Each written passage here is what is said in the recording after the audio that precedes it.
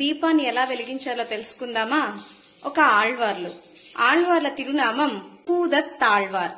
వీరు తిరుక్కడల్ మల్లై మహాబలిపురం అనే ఆస్థానంలో అవతరించిన వారు, అంటే జన్మించిన వారు. వారు దీపాన్ని ఎలా వెలిగించారు అంటే, మనం దీపాన్ని వెలిగించాలి అంటే దీపం కావాలి, అంటే ప్రమిద కావాలి, నెయ్యి కావాలి, ఒత్తి కావాలి, మ్యాచ్ బాక్స్ కావాలి. కానీ పూదత్తాళ్వారు ఎలా వెలిగించారో తెలుసా? అన్బేద గడియ ఆర్వమే నెయ్యాగా ఇన్బురుగు సిందై ఇడుదిరియా అని అద్భుతంగా వెలిగించారు.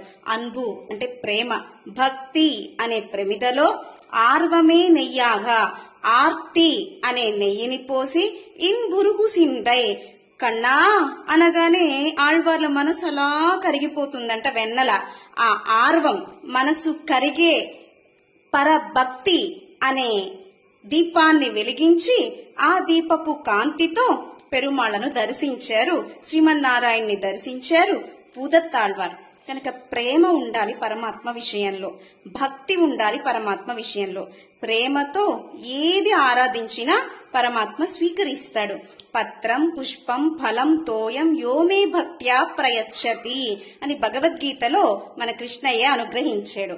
చిన్న ఆకు పెట్టినా స్వీకరిస్తాడు. ఆకు తులసి ఉంది కదా, తులసి ఆకు పెట్టినా స్వీకరిస్తాడు.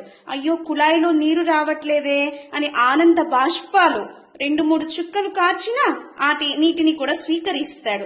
ప్రేమతో ఏది చేసినా స్వీకరిస్తాడు పరాత్పరుడు. జై శ్రీమన్నారాయణ.